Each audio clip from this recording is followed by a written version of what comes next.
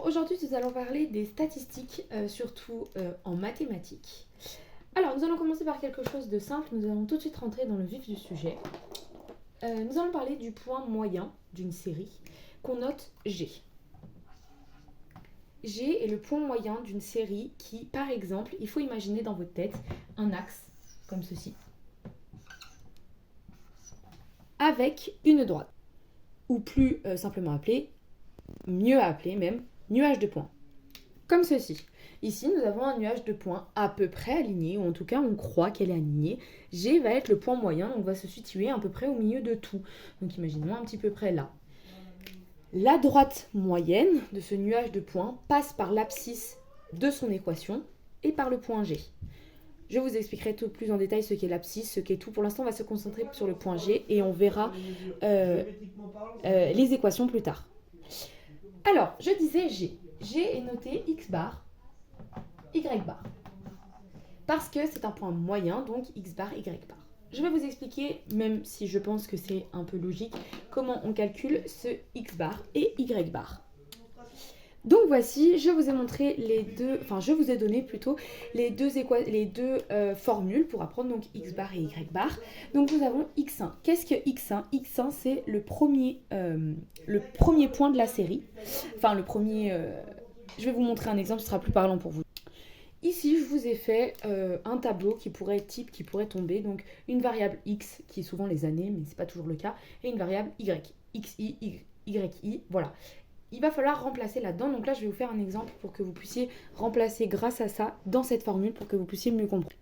Donc, je commence avec x bar. X bar, je vais prendre tous les numéros, donc 1, 2, 3, 4, 5 ici, que je vais diviser par le nombre qu'il y en a, donc 1, 2, 3, 4, 5. Donc, je vais le diviser par 5, c'est pas trop compliqué, ce qui nous donne 3. Donc ici, le point moyen de cette série, il va se situer à peu près ici. Donc G, on va pouvoir marquer que G, on peut le marquer ici, G, alors, mon G est moche. Voilà. Là, pour l'instant, on a le premier point, X. Maintenant, on va faire le point Y bar. Donc là, j'ai fait le Y bar, donc avec les résultats qui sont trouvés ici, fois le nombre de termes, donc 5, qui nous donne 0,72. Pardon. Donc, nous savons que le point G, le point moyen, se trouve ici. Donc à 3,072. Donc on pourrait limite dire que le point moyen est limite celui-ci, hein, mais il se trouve entre les deux.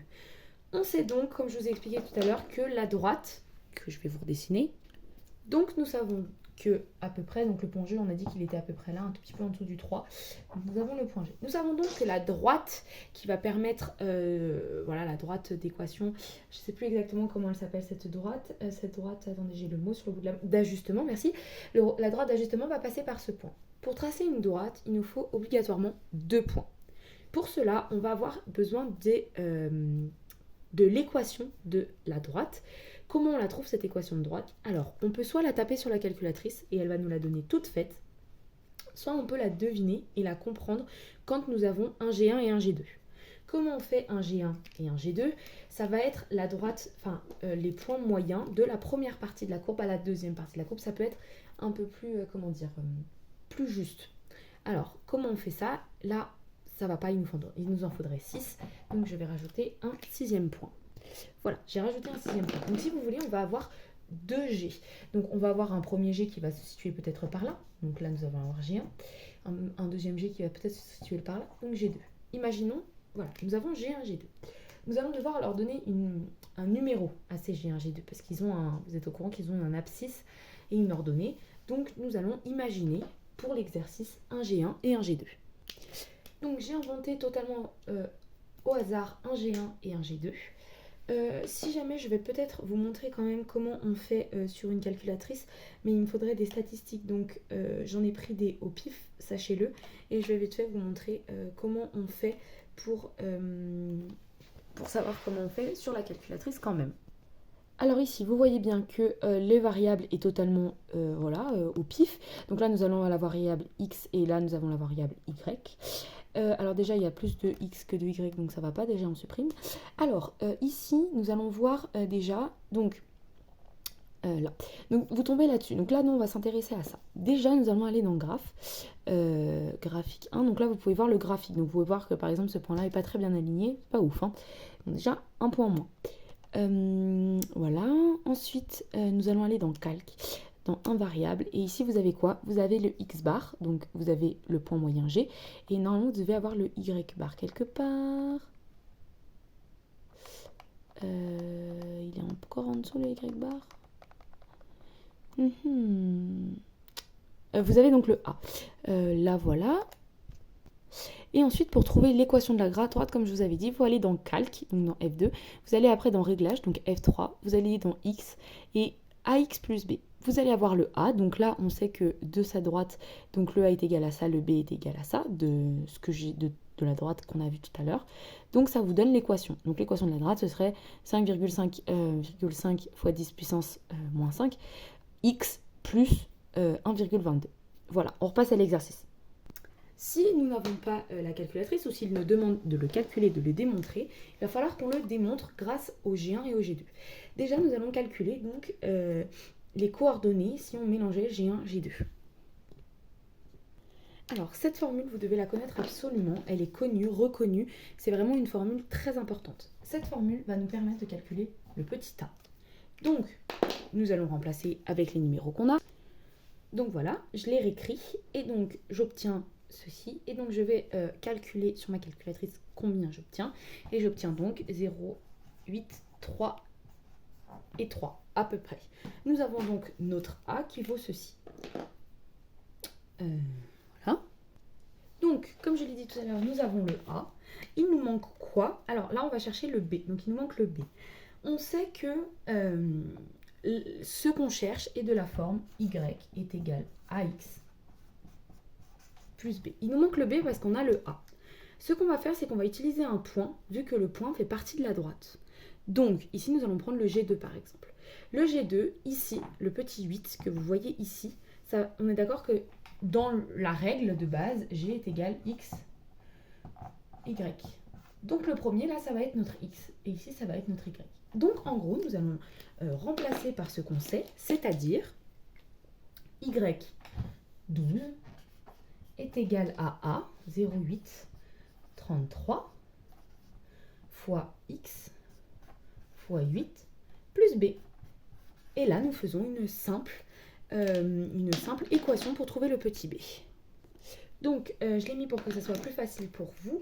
Donc, on va commencer par faire le fois. Donc, ça va faire 12 est égal à ça fois ça, qui fait 6, 64, plus b. Et ensuite, nous allons faire 12 moins 6,664 est égal b. Et donc, b est égal à moins 5, donc 5,336. Vous avez l'équation de la droite. L'équation de la droite, c'est y est égal à 0,133x plus 5,336. Vous avez l'équation de la droite que j'ai donnée tout à l'heure avec les G1 et les G2. Alors, je vais vous donner un nouvel exemple. Alors, attendez, je vais juste changer 2-3 chiffres. Voilà, parce que les chiffres étaient trop bien. Donc, ici, j'ai des chiffres, voilà, qui représentent ça. C'est, donc pareil, xi, xy. Ici, si vous tapez ça sur la calculatrice, vous allez voir que c'est pas très bien aligné. Pour les réaligner, on va utiliser une autre variable. Ici, j'ai décidé d'utiliser y est égal à 100 sur c. Alors, ici, on ne va pas du coup l'appeler y, on va l'appeler n, ce sera plus facile pour vous et moins déstabilisant. Qu'est-ce qu'on va faire? On va faire un nouveau graphique avec x et n, mais à la place, tous les numéros, ce seront 100 sur c, donc sur le numéro. Donc, vous tapez ça à la calculatrice. Comment vous faites? Vous allez dans Stats, vous marquez ce tableau-là. Donc, vous les notez dans Stats. Comme je vous ai dit, vous pouvez regarder les graphiques, vous voyez que c'est pas très aligné. Donc, hop, on revient en arrière. Je les ai notés, donc 1, 2, 3, 4, 5, avec les numéros. Ce que je vais faire, c'est que je vais aller dans Liste, et que je vais marquer donc 100, diviser. Le diviser, il faut prendre celui-ci, sinon ça ne marche pas, par liste 1. Donc, liste 1, je vais le faire écrire, liste 1. et je vais donner, il va me donner tout de suite les résultats. Pareil pour la liste 2, je fais pareil, 100 divisé par liste 2. Et qu'est-ce que je trouve? La même chose. Donc normalement, ça doit permettre de linéariser la ligne. On peut vérifier, peut-être que oui, peut-être que non. On voit que c'est un peu plus linéaire.